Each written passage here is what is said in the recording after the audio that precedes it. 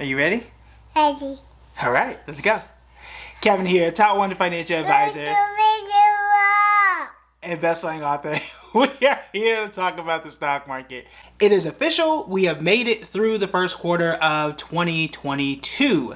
It is the worst quarter we've had since 2020. So let's talk about what happened in the market. What are some things that you should consider moving forward and possible adjustments to your portfolio. Now, personally, I tend to make my adjustments with a little more information. I like to do it biannually. So I wait until June to do this exact type of analysis and then start to make those changes. However, it is common practice as well to do it quarterly. So if you want to do it quarterly, that's up to you. It's 4 times a year. You want to do once a year, that's totally up to you. I think 1 to 4 times for a long-term focused investor, that's totally fine.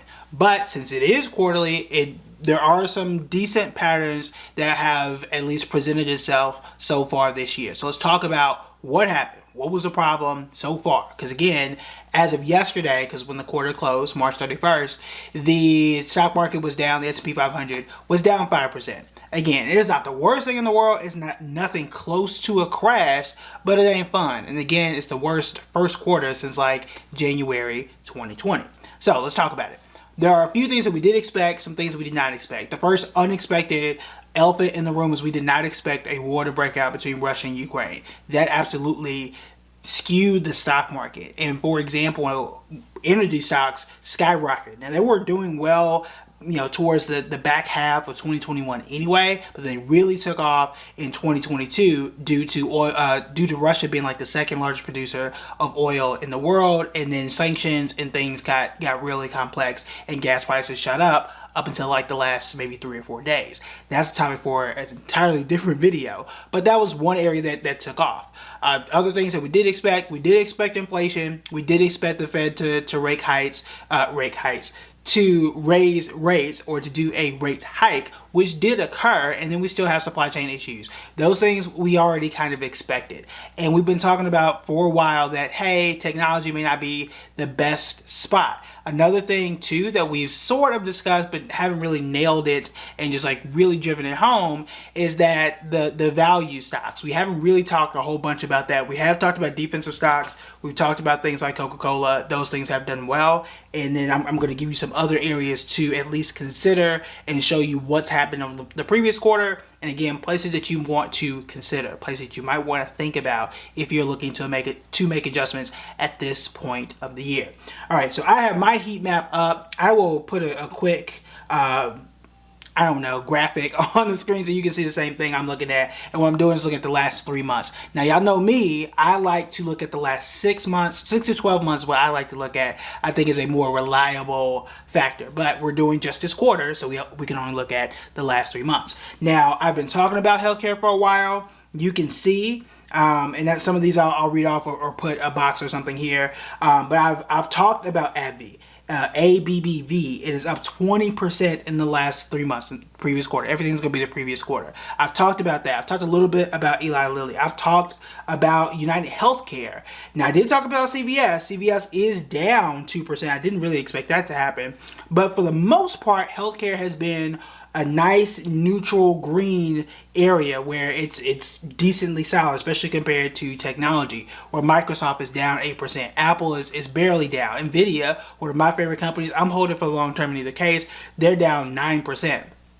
But that's why I like to diversify just a little bit. One of my companies, Danaher, is in the healthcare science space, so I'm gonna stay there. I might consider adding a few more depending on how things go between now and the midpoint of the year come June. Pfizer, which I do not own, I have not really discussed, and maybe this is wise because it's down 12%, almost 13% for the quarter. I'm not exactly sure why. I'm just pointing out areas that you might want to consider, but that's one that's relatively shocking to me. AbbVie is the one that really excites me of the list that we have here. Now, I have been someone who's really been talking about financials primarily for the increase in rates. Financials have done well. Financial services as a whole has done well, but not in the banking sector. So for those that may not know, when you say financial stocks, that's a pretty broad category because it could be credit card services like Visa. Visa has it's kind of up 4.45%, so it's okay. But then you have banks. Banks is, when I say financial, I was mostly focused on banks, and they haven't really done what I expected them to do. JP Morgan down 15%, 14.55 to be exact. Bank of America, now I don't personally own either of these, but Bank of America down 8%. Wells Fargo is up, but it's only up 1.52%. And then you have Citi, which is also down. What I didn't know and didn't expect, and may pivot here, right? Because you get enough information, you say, okay, well, the financial sector is doing good, but it ain't all of it, right? Insurance. The insurance, particularly the property and casualty category, has done really well. So we've got Allstate up 18%. We have Progressive is up 12%. Travelers Insurance, I did a trade for that today. It was just a quick day trade. I didn't expect it to be done in a day, but it was. Made money on it. But that one is up 18%. I may consider doing more trades in the insurance space and definitely consider adding some of that to my portfolio very soon due to how it's been doing. Also, like the life insurance industry, MetLife, ticker symbol MET, is up 12%. Aflac is up 11%. I think it's Globe Life. I just see a ticker symbol here as GL. They're up 7%. But then the biggest surprise for some is Berkshire Hathaway, and that tells us a lot. They're up 17.69% for the quarter. Berkshire Hathaway is what most people call a conglomerate. It's a company that owns a bunch of companies, Apple being one of their biggest investments. They're known for value investing. This is Warren Buffett's company. And again, known for value investments, known for the value philosophy, which is, I am looking at the financials of the company. I'm looking at the business and saying, how much money are you making and where are you compared to your peers? I want to find the one that's on a discount. I want to find the company that nobody seems to notice, and they're making good money, which is why they invest in a lot of insurance companies. But in either case, that's what they do. And value stocks have outperformed growth stocks. Growth stocks were those are high stocks, the Googles, the Amazons, the Microsofts, the fun companies that everybody likes to have and that tend to easily outpace the market. Well, times have changed, at least so far this year, and value is starting to do better, which is just one reason why Berkshire Hathaway is doing a lot better than most. So for example, if you're looking for value companies, you can look at a decent index fund. VTV is the stock symbol there. That is the Vanguard ETF for value stocks. It is up this year 0.8%. Now you're thinking 0.8% is not all that great, but again, the stock market as a whole is down 5%. Okay, so far, or for the quarter. That does not include today, April 1st, is when I'm recording this. So I will take my 0.8. It's not much. It ain't much, but I'll take the 0.8 versus taking the -5. The math there is quite easy. Other companies you may want to consider, like if you haven't already, I know my kids own Berkshire Hathaway. If you don't own it already, you do really, really, really want to look into it. United Healthcare, I've talked about before. That might be one that could work. I've been looking at Procter & Gamble. They're known as a defensive company that pays pretty solid dividends. Might want to consider that. Coca-Cola, I've talked about before. You might want to consider that. And then a company like Eli Lilly and obviously AbbVie. Those are companies I would put on my watch list, my short list of things that, if things continue the way they have, they might be places that you want to pivot to, maybe replace or just add to some of the investments that you have. Depends on what you own, right? But those are some things you want to consider. Other places that you may want to consider, obviously energy. ExxonMobil is up 35% if you want to do that. Chevron is up almost 40%. I mean, that's pretty obvious there. But then you have the consumer defensive stocks that I have talked about plenty of times before.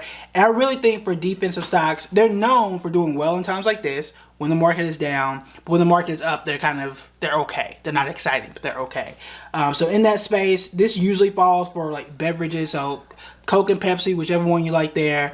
Coca-Cola is up 6% compared to Pepsi, that's down 2%. So I think that answers my question there between the two. Y'all know I'm a big fan of Costco. Costco is only up though this year, just 1.9%. Where Walmart is up almost 5%. Take a look at those. Okay, take a look at those defensive categories. You can also throw in a Dollar Tree, which is DLTR. They're actually up 13%. I did a short-term trade for them a while back. You can throw Target in there. Target was my pick. As y'all see, I have that one on public. It's down 9%. So, your boy might be rotating come June if Target didn't do what I think it should be doing, which is somewhere between Costco and Dollar Tree. I don't know why they're down a whole 9%.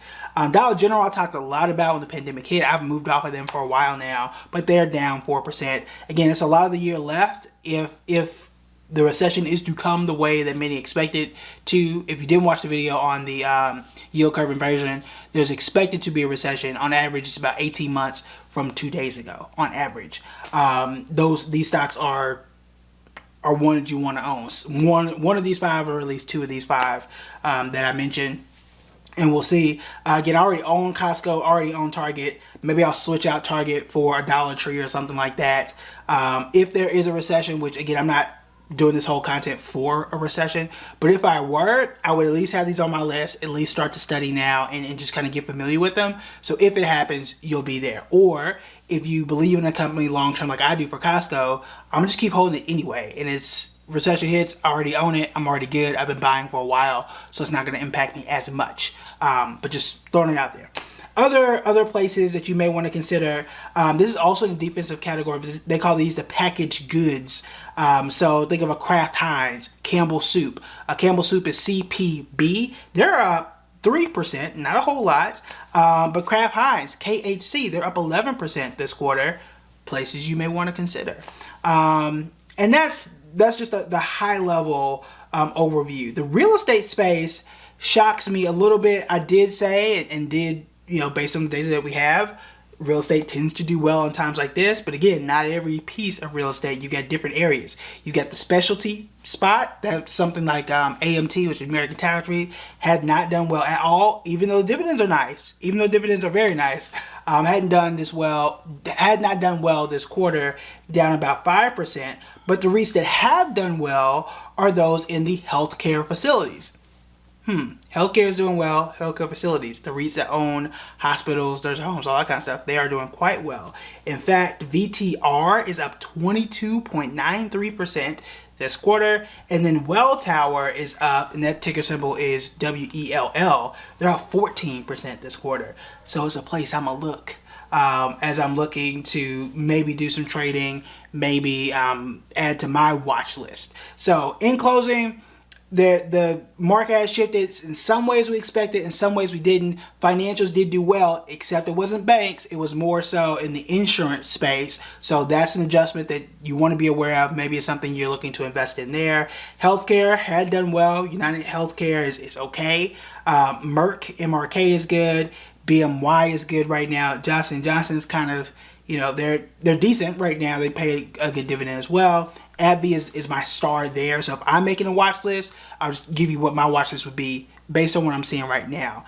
Berkshire Hathaway, BRKB, almost anything in the insurance category, Travelers, Allstate, ALL, Travelers, TRV.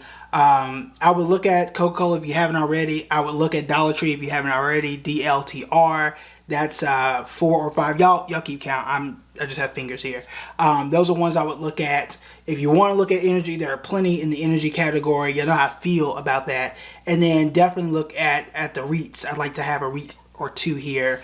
VTR is one I would look at. Ventas is the name of the company. Well, WELL, I would look at. And if you're looking for an ETF, maybe VTV, which is Vanguard's value ETF, might be another company that you want to consider too. So that's just off the top of my mind by looking at the heat map of what's going on.